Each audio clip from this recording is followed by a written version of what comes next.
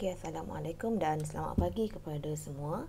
Hari ini kita akan belajar mengenai subtopik baru di dalam bab 9, iaitu 9.2 kaca dan seramik. Okey, kamu tahu bahawa kaca selalu kamu gunakan di dalam kehidupan kamu. Okey, adakah kamu tahu kaca dibuat daripada apa? Kaca dibuat daripada silika.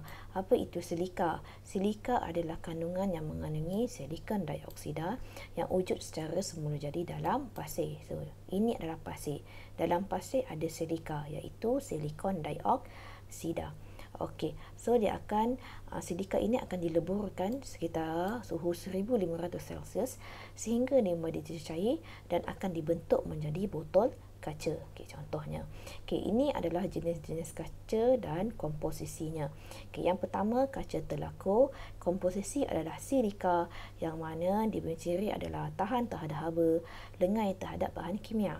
Yang kedua, kaca soda kapur yang mana komposisinya adalah silika, karbon karbonat, natrium karbonat. Okey, cirinya adalah takat lebu yang rendah dan mudah dibentuk. Yang ketiga, kaca borosilikat iaitu silika, boron oksida, natrium oksida dan aluminium oksida.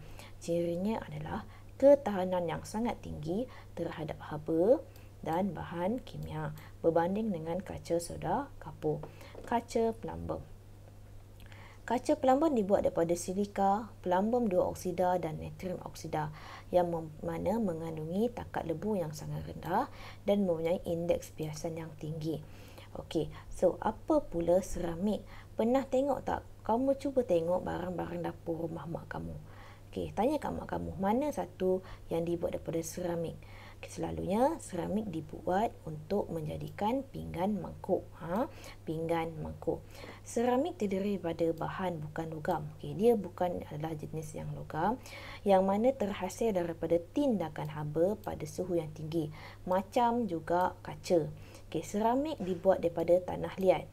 Pernah dengar tak perkataan tanah liat? Okey, komponen utama tanah liat. Dalam tanah liat tadi terdapat aluminium silikat. Okay, dia berbeza dengan kaca. Kaca tadi dibuat daripada pasir yang mana dalam pasir ada silika iaitu silikon dioksida.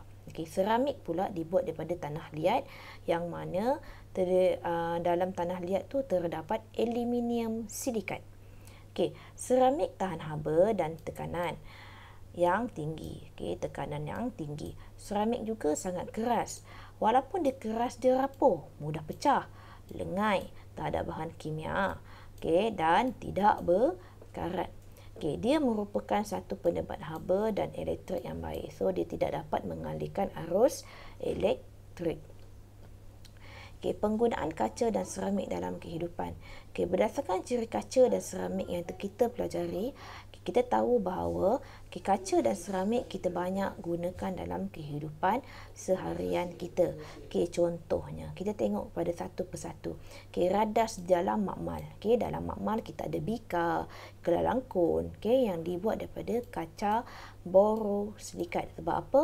Sebab dia mempunyai ketahanan terhadap haba yang tinggi dan bahan kimia.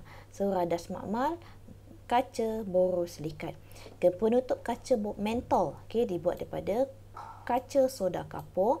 Sebab apa? Kaca soda kapur tadi sifat dia tahan haba dan mudah untuk dibentuk. Ini adalah prisma kaca. Prisma kaca dibuat daripada kaca pelambung yang mana untuk mengkaji penyebaran cahaya kerana mempunyai indeks biasan yang tinggi. Tingkap kaca yang lut sinar membenarkan cahaya masuk ke dalam rumah. Ini adalah tingkap kaca lut sinar. Seramik pula. Seramik pula dibuat untuk pinggan mangkuk. Sebab apa? Sebab dia tahan haba dan tidak terkakis. Jubin, mozaik kat rumah kamu tu sebab cirinya yang berkilau dan kelihatan lantai bersih dan cantik. Seramik juga dibuat untuk buat gigi palsu. Siapa-siapa kalau mak ayah dia pakai gigi palsu dibuat daripada seramik yang mana sifat dia keras dan kuat. Dan lengai terhadap bahan kimia ni maksudnya dia tahan kepada bahan kimia. Okey, pasu bunga. Pasu bunga ni keras dan kuat. So, dia dibuat daripada seramik, tanah liat. Okey, apa-apa yang dibuat daripada tanah liat, dia adalah seramik. Okey, so kamu pergi kepada praktis formatif 9.2.